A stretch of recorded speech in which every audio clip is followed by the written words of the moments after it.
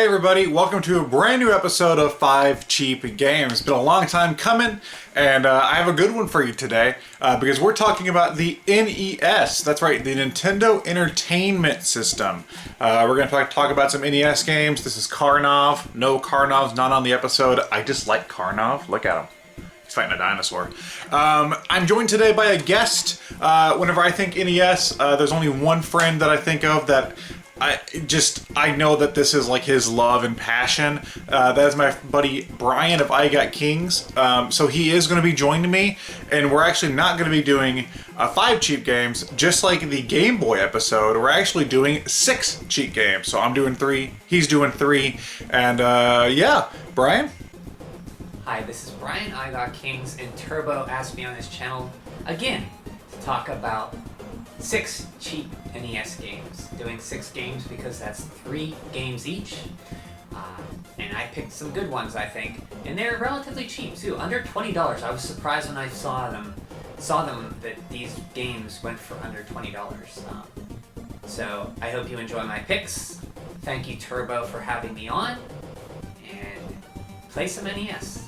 So yes, it's going to be a fantastic episode. I think the NES, you know, it is old, 8-bit style games, but I think the games are still very enjoyable and also cheap enough that anybody can really get into it. And if you like retro games, the NES is still one of the best consoles to dive into because there's so many great games to play at such low prices most of the time. I'm sure if you want to buy, you know, some of the more expensive games like Mega Man's and stuff, yeah, it's gonna cost you a little bit of money. Most of those games have been re-released anyway. What I find to be interesting is the games on cartridge that don't normally get re-released that are still pretty cheap. So yeah, enjoy the episode.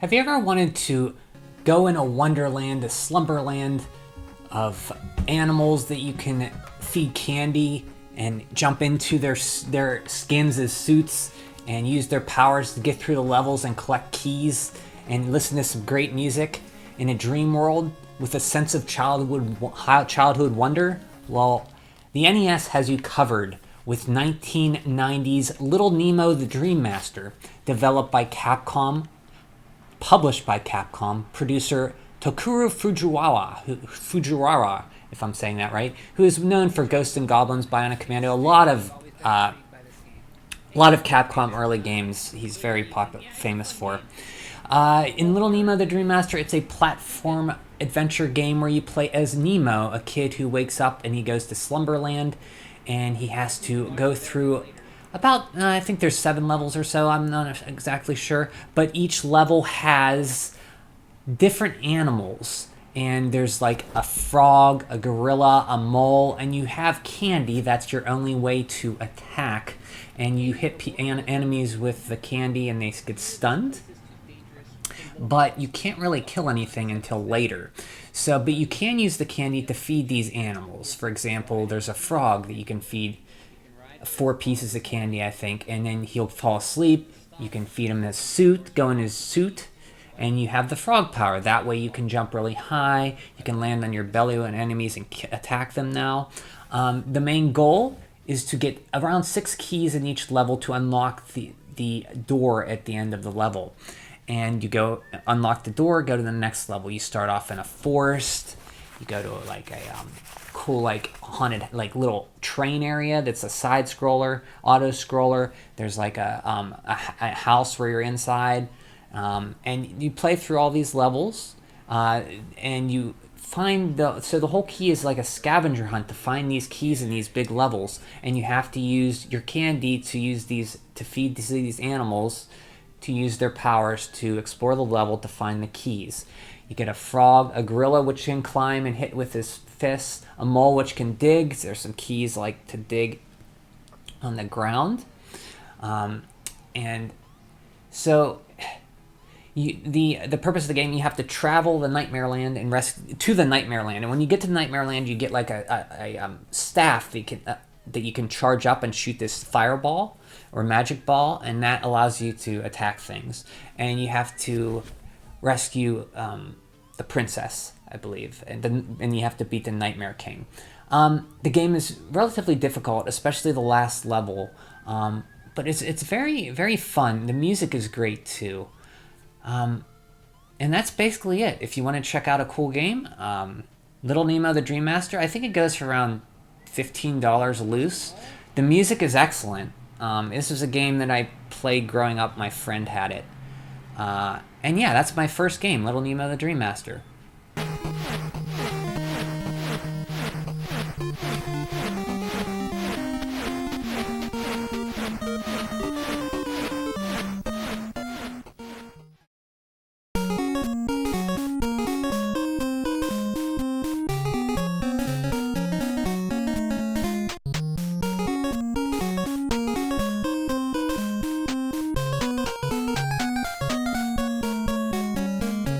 Bugs Bunny's Birthday Blowout, or Bugs Bunny Birthday Blowout. I forget which one it is. This was a childhood game of mine, and I know this game has a little bit of a reputation when it comes to the internet, thanks to people like the Angry Video Game Nerd, who I believe made a pretty early video on this one. Which I never really understood because I played this game as a kid, and I have played it throughout the years multiple times, and I don't think it's that bad. I actually kind of like this game. It is a charming little platformer that reminds me of a cross between maybe Mario Brothers and Alex Kidd in a lot of ways. The game is about Bugs Bunny. It's his 50th birthday, so he's being thrown a celebration. And what do you think happens from there? Well, literally every other Looney Tune gets mad because they've never gotten a celebration, so they want to kick his ass. That alone is one of the funniest setups to a platformer I've ever heard. Imagine a Mario game where Mario's getting a birthday party and everybody else in the Mushroom Kingdom just is upset about it and wants to kick his ass. That is fucking hilarious. So, throughout this game, you will be playing as Bugs Bunny, hopping your way through levels, collecting carrots, using a hammer to attack enemies. Now the hammer does have a pretty strange like hit window. It's like right in front of you, which that part reminds me a lot of Alex Kidd. And I think it's easy to get used to, but there's some jank in this game that you have to get used to in order to enjoy it, which I think is really, it comes down to any platformer on the NES that isn't like a Mario or a Mega Man. Most of them have something you have to get used to in order to get used to playing it. It doesn't mean the game is necessarily bad. It just means the game is different. Now, this game has pretty traditional levels. You're just trying to get to the end of the levels, collect carrots, and avoid or attack enemies. And at the end of each stage, you have to face off with a Looney Tune. And usually you do have to there's two types of boss fights or boss scenarios. The ones where you avoid the boss and you just get to the giant carrot in order to escape the level and hop into a hot air balloon. Or there's the levels where you have to actually like defeat the boss. Like the first one like that, you have to beat the shit out of Tweety Bird. I don't know about you, but there's been multiple points in my life where I've wanted to beat the shit out of Tweety Bird. So that's pretty sick. I think this is a fun game. Between the rounds, you do get a chance to gamble, which, the kids love gambling, and get extra lives. I think the game isn't that challenging if you understand the mechanics, and it can be a lot of fun. I think Bugs Bunny Birthday Blowout is a overlooked game that has a bad reputation now, thanks to angry internet reviewers.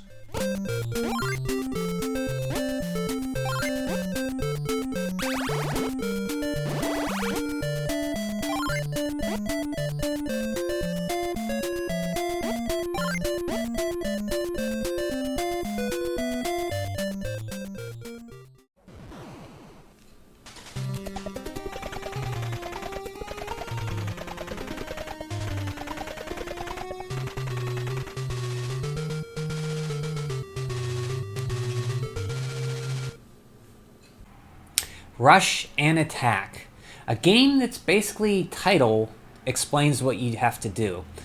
Russian Attack is a 1987 port of the arcade game Green Beret by Konami, an early NES game that I never played growing up. I didn't play it until last year for the first time. Russian Attack, you play as a soldier who runs through the game. You basically run forward and you have a knife to attack enemies. And each enemy has a certain way to attack. So one enemy will run straight to you. They're easy. One enemy will jump at you. You have to learn what they are. One enemy has a gun. Each enemy does a certain thing. You have one hit to die, and you can use a knife. And you can jump with up. B will use your knife, and A will use your weapon. Yellow soldiers give you a bazooka or grenades, and that's your other alternate weapons. Bazookas go straight through the screen, and the bazooka shell kills everything in its path. The game is pretty short, around 5 levels, but it's pretty hard until you learn what to do. It's basically almost like a speed running. You got to go fast, but you kind of have to take it slow too until you learn what each enemy does, because enemies constantly come at you, and you have to learn. So maybe there's a guy running at you, and there's a guy behind him that jumps. You have to prioritize what you're going to do before you do it. So you have to kind of hit the guy in front with a knife, move back so the guy doesn't jump into you. The next guy doesn't jump into you, and then you can get him, or you can jump up and over stuff. It's a very simple game, but very addicting, very short. But the challenge comes in learning the levels, the patterns of the enemies. At the end of each level, there's a boss. And there's they could be the bosses aren't too, as in a huge enemy with a life bar. It's usually a series of enemies that you have to endure to get past. And then you once you do that, you climb the fence and go to the next level. So the bosses are could be example, a whole bunch of dogs that run at you, flying soldiers in jetpacks, a helicopter. And so at the end of each level, you climb a fence, you jump to the next level, and it starts off with a siren, and then you go through that. It's a very short game, but it takes quite a while to get good at. But it's something about those early NES games that's very replayable. Actually, all NES games, the good NES games are replayable, and once you know it, you can really enjoy it. The music is great. It was. Has a very short, small soundtrack, but very good. I would say Russian Attack is a very cheap game, and this fits this very well. You can get it for probably around $10 loose. And that's my second game, Rush and Attack.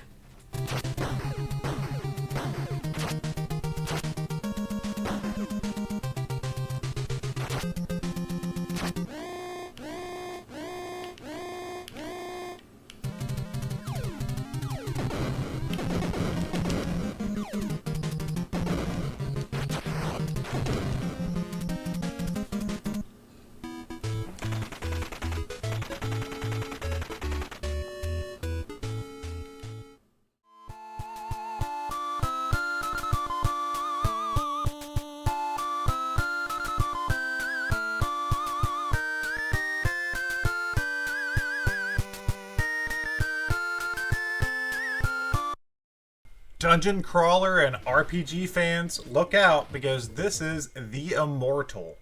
This is a game by EA that came out on the NES, and I believe also on the Genesis, but I've only ever played the NES version. I love fantasy games on NES, not necessarily RPGs, even though I do enjoy those as well, but just games that have a fantasy aesthetic on NES always draw my attention. One of my very favorite NES games is Faxanadu. The Immortal is one that I remember picking up on a whim because the cover art was like an old man and it had cool font, and I was like, this looks interesting. And it is. It's a isometric dungeon crawler where your goal is to get to the bottom of the dungeon. There are story elements, but I don't remember enough of them to tell you about them. I didn't play far enough in when I captured this gameplay. But that's not really the draw of this game for me. The draw of this game is the dungeon crawling aspect, because you are dungeon crawling. You're collecting items like keys and potions and gold, the things you expect to see in a dungeon crawler.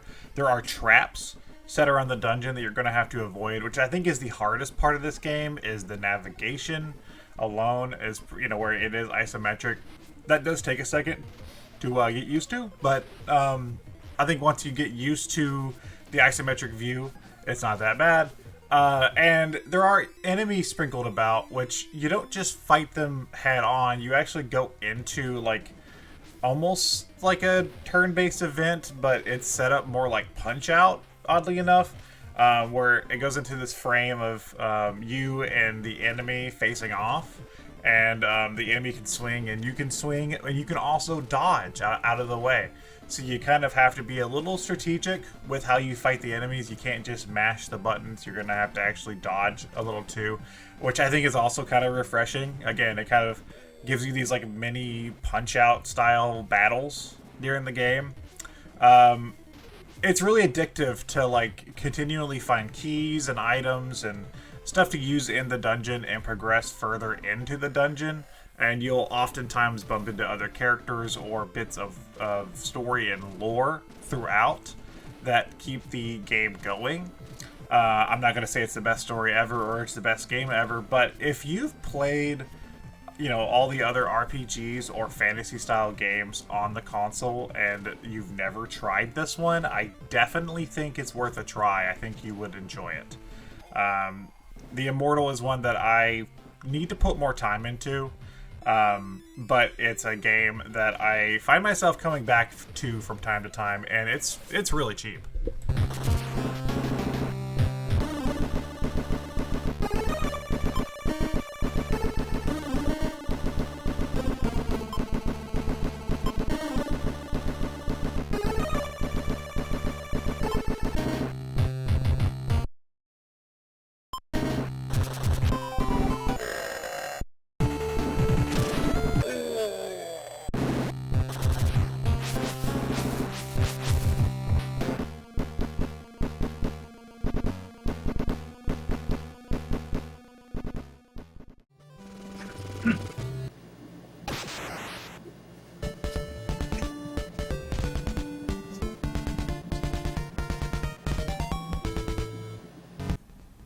Jackal for NES.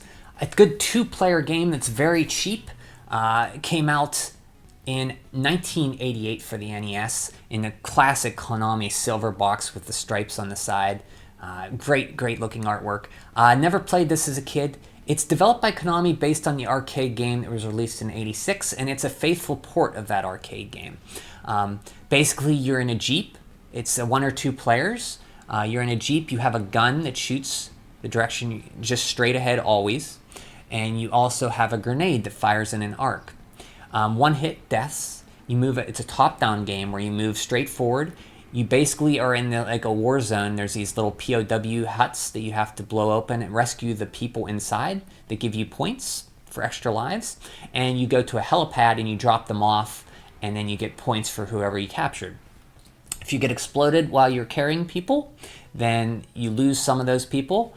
You can also go into huts, blast them open, and get your other power up, and power up your grenade to a missile that shoots straight ahead, and you can power that up again, and it shoots into a shrapnel. It hits, and then it explodes into 4 directions, which is very good for taking out stuff in the surrounding area. The grenade can be useful too because it can arc over things to hit stuff. There's different kind of enemies you can just run over, which is kind of gratifying, to just run over a little soldier. There's also these annoying helicopters that will stop and shoot a spread shot at you.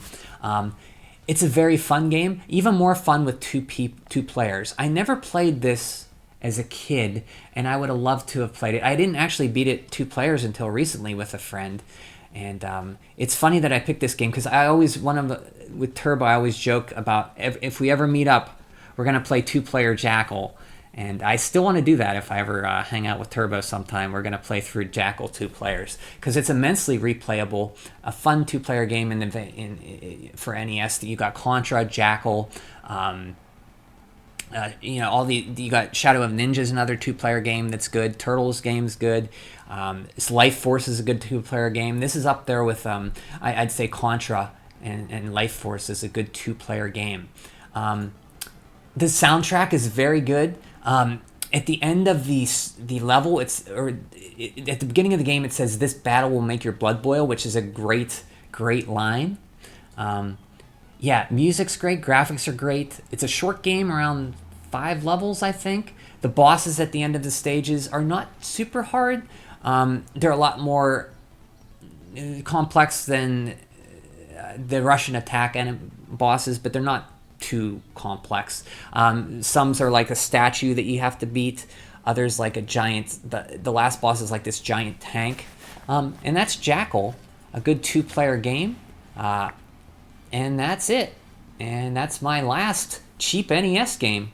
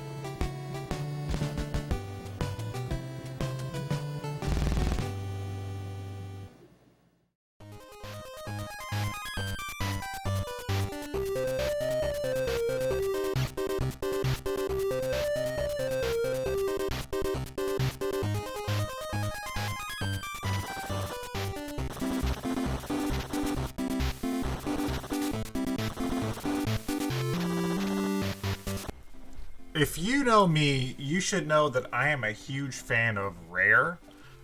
Rare is one of my favorite developers of all time.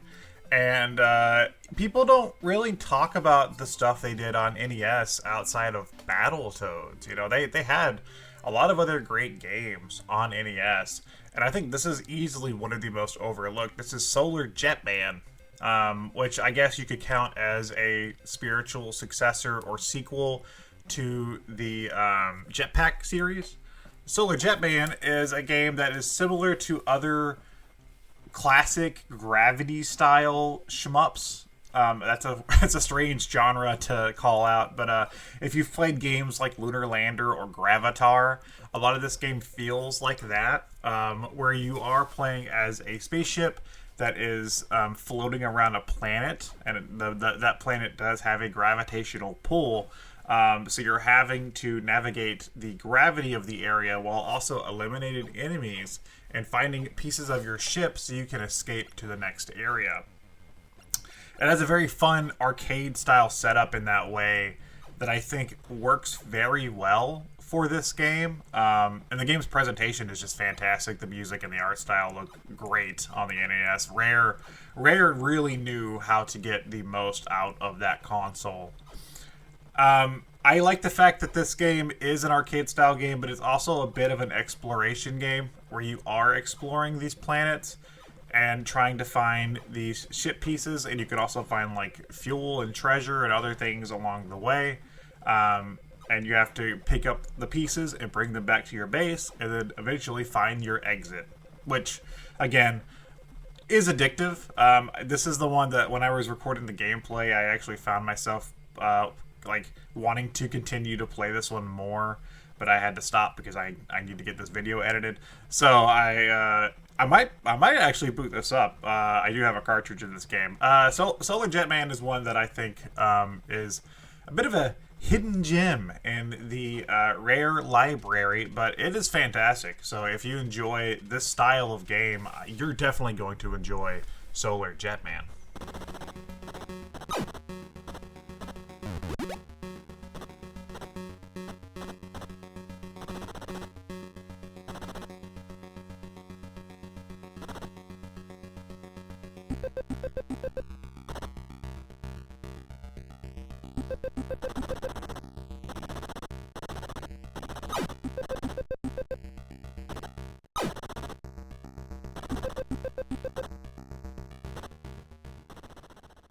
Wow, what a great episode. We had some great picks. I want to thank Brian for coming on this episode. You can go check him out over on Twitch at IGotKings. He also uploads his streams here to YouTube to IGotKings. Right now he's been streaming a lot of NES games. So if you want to watch that, you can. Thanks for watching. I probably won't be back for a little bit. This video alone has taken me a few weeks to get out. But I have a lot going on in my life throughout the month of August. Some turbulence and some good stuff too that is going to be holding me back from really releasing content here on TurboZone. So if you want to still have content produced by me, go check out the button mappers. I do that every week with my buddy Spencer. We produce some really cool content over there, and that's still going to be happening throughout the month of August. And I plan to be back here on TurboZone in September.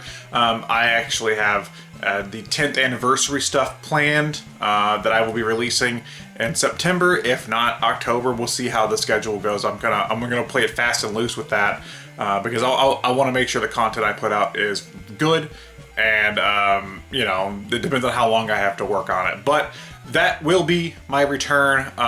Who knows? Maybe if I feel spicy one day, I'll upload like an editorial or something. But I just wanted to announce that at the end of this video. So check out the button mappers. Thanks to Brian for IGotKings. Let me know in the comments, what's your favorite NES game? Your favorite cheap NES game? Is it Karnov? Like, how could you not love Karnov? Look at him.